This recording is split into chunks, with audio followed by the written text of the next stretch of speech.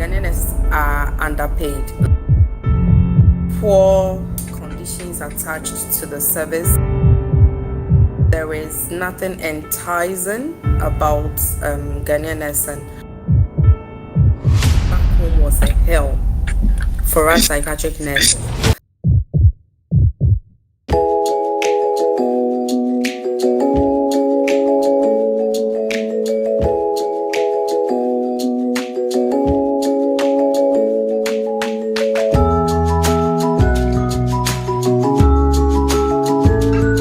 In Ghana, to be a nurse, you are well respected, and we believe you are paid well. What will motivate you to?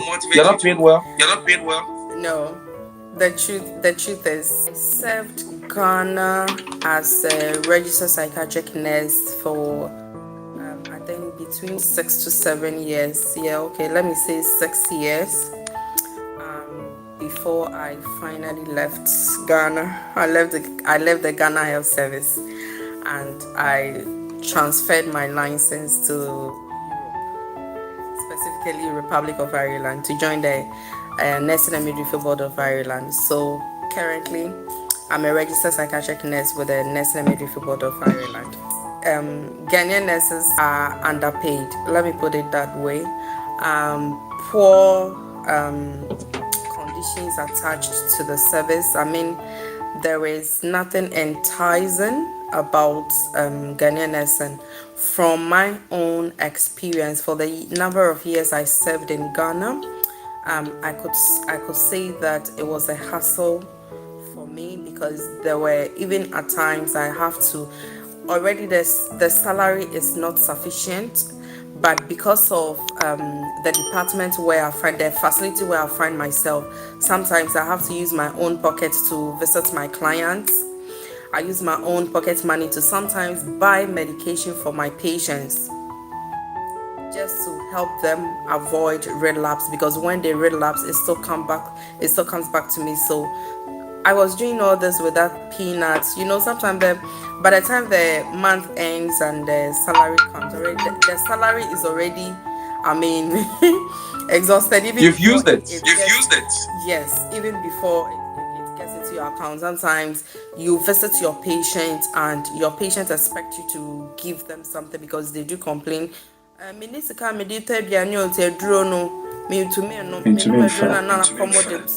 yeah, you end up so you are establishing the fact that being a nurse in Ghana is nothing good to write home about. That's the truth. Let's just say the truth. That's the hard truth. I really love doing the psychiatric here than back home. Back home was a hell for us psychiatric nurses. So these are some of the things that really got my interest for Ireland. And and one other thing was the fact that you have the opportunity to travel everywhere around Europe because you have your residence. All those things, it was very enticing for me. So I felt it's a good deal for me and my family. Yeah. So, you are talking with respect to finances and child support, social life, family life. It's good here. It's really good. So these are the things that made you choose Ireland over UK. Yeah, over UK. Yeah.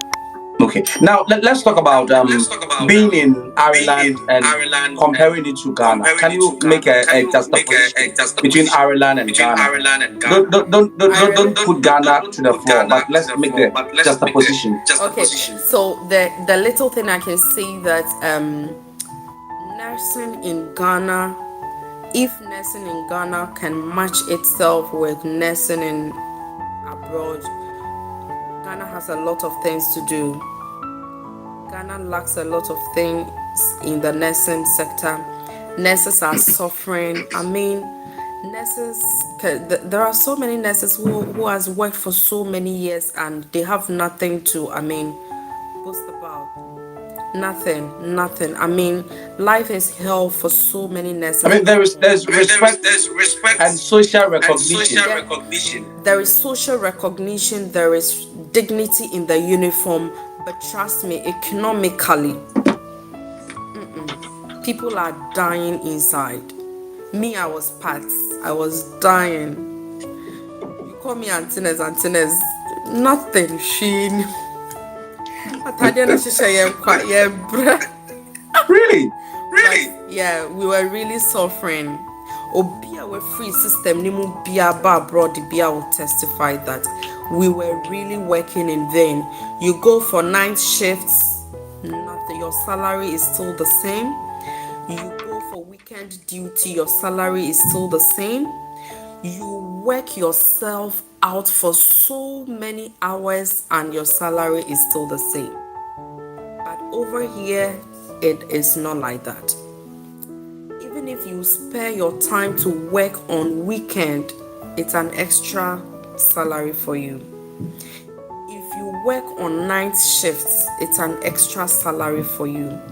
If you use your off day and they call you to come and work because we need nurses on the ward, you go, you sacrifice your off day.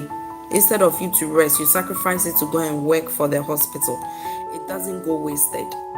It's a salary for you. So every little hours or time you spend in the facility, it brings money. It brings money. But no social recognition. As you would have gotten in Ghana. My dear, if you go somewhere and people just ask you, like maybe you go somewhere filling a document and they ask you, what work do you do? And you say that I'm a psychiatric nurse, you have no idea. I mean, they feel so happy coming across an African who is a psychiatric nurse. I mean, who is even a nurse. Some people makes us feel so proud, especially when you even go to the immigration. I mean, the way the immigration will even welcome you because you're an overseas nurse, especially when you get your PIN and you're going for your documents. Tell you are welcome to our country. We are so happy that you chose to come to our country. Now you have your documents and you have the legal rights to bring your family. When would you like to bring your family? Really? Kwesi Brony will be asking because they give us the critical skill permits. That is what they give with the nurses. So they tell you are a critical skill worker for us. If they say that you're a critical skill worker, so it means that your skill is so valuable for the nation. Yeah. So when you're going for your document, they tell you, we are so happy you chose to come and serve in our country. So they make you feel proud. Yes. All right. Now, let's talk about this. I think Ireland speak Irish, right? Yeah. How's the language barrier like in Ireland? It's an English-speaking country. They speak Irish, but English dominates. Really? Yeah. That a typical Irish person speaking English goes like Irish. So you just have to but you need to pay attention so you can grab the English. So English is their official language. Yes, but they speak the Irish. The Irish is their language, but English dominates. Oh, so there is no issue of language barrier in Ireland. Nothing. It's just the way they speak their English. Because of their Irish accent, so their English also goes like Irish, like very fast. So that is why they chose IELTS as a requirement. Okay. Just to test your listening abilities, your speaking skills. Yes, exactly. Because English is dominating here, and because of their Irish accent, their English is just like they're Irish. So you just have to be a good listener so you can communicate very well with them. I never bought a bicycle in Ghana. Abina, you had a car. Abina, did you have a car in Ghana? It was my husband's car. I never But put it's the it same. in my It's pocket. still for you. That wasn't my pocket money, but 2 months after receiving salary, I bought a car. Really? Without thinking twice. A brand new car. Slightly used. I mean, if you want to buy a brand new, you can buy. Trust me, within 4 months, if you want to buy a brand new car, you can buy. If you want to buy a whichever car you want to buy. Yeah. So 2 months of working in Ireland, you bought a car in Ireland. Yeah. But 6 years without thinking about my pockets, my accounts that I'll go bankrupt. Like, back in Ghana, we're always in zero. Because by the time the salary even drops from controller, Charlie, So Abna, you are still saying that. That's why I say this opportunity, it actually came for some people be like me. Why? We needed to survive. We were working that we were giving out more than what we were receiving. And the government was not ready to do anything about it. Our leaders of the Nursing Association was always, meetings upon meetings, and nothing comes. The same salary we are receiving. Even if you want to go to school, you don't even get steady leave. You don't get it. I did my degree with my own strength and money. I didn't get steady leave. I had to use my annual leave to study and get my degree. Even with that, they were not ready to even take my certificate and upgrade me to the nursing officer I had to be. They were ready to, for me to go and do connection, pay people. I wasn't ready to do that. I knew I knew what I was stepping on. Mm-hmm. And because I got to know of the migration so deeply, I got into it deeply after I had already started the school. Okay. So I felt like I have already started. I can't let my money go wasted. Money, it's not easy. So I would rather get the first degree and I will come over. And that is exactly what I did. So I didn't even do graduation. My graduation didn't meet me.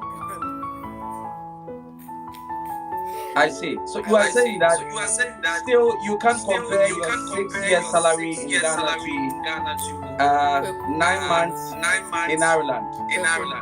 Don't go there. Let's go there. This is more private and more confidential. The first I received my son. Oh my God. It's very funny. Even that first salary I received, my tax number wasn't out yet. I was still waiting for my tax number, so I didn't get my actual salary because they will take emergency tax. Even that amount, after the government taking emergency tax, the one that they feel is little, you got $1,000.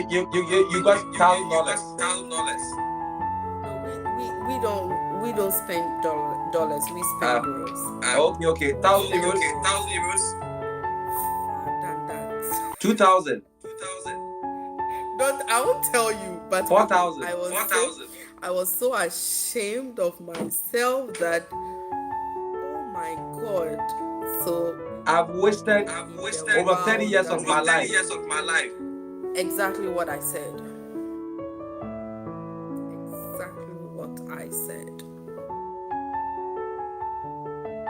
You didn't waste. You imparted lives in Ghana. still back in And Cape Coast. sometimes I don't want to say that those 6 years that I served the Ghana Health Service has gone wasted. It didn't go wasted because it actually served as my working experience, which actually attracted the salary I'm taking.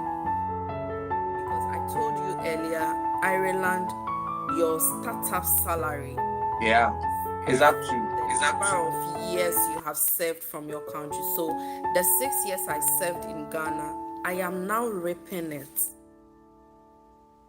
But you say that for the apart from the fact that I mean those years became your experience, you feel that the years that you stayed there has been a wasted years.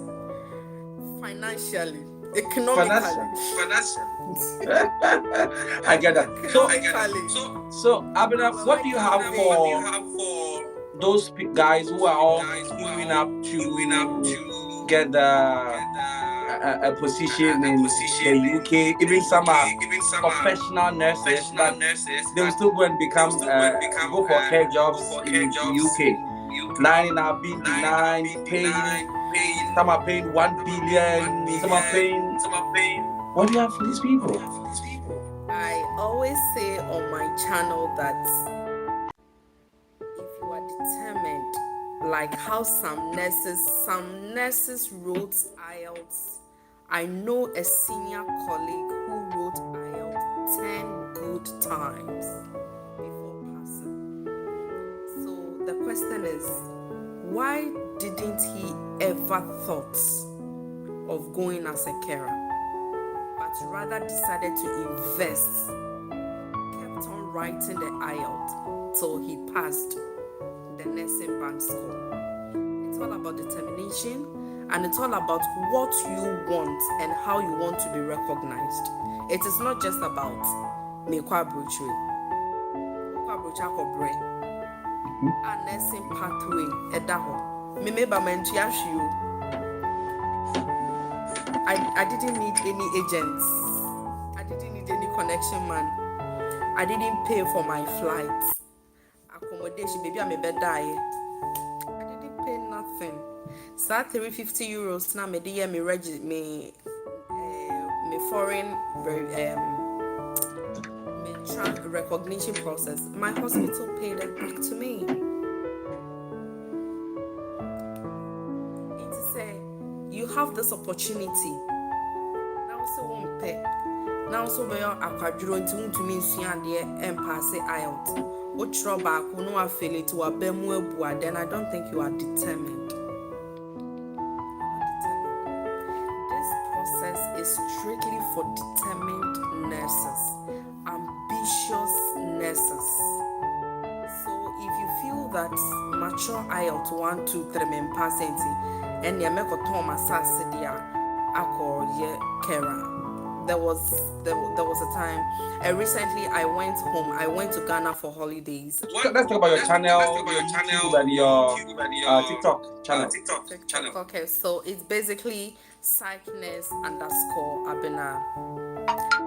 It's the same name on YouTube, on TikTok, on Instagram, and Facebook is Miss Abena Ejapon. On Facebook. Yeah. But with Psychiatric_Abena is basically on YouTube, on TikTok, on Instagram, and every information you need about the migration process, it will serve you good.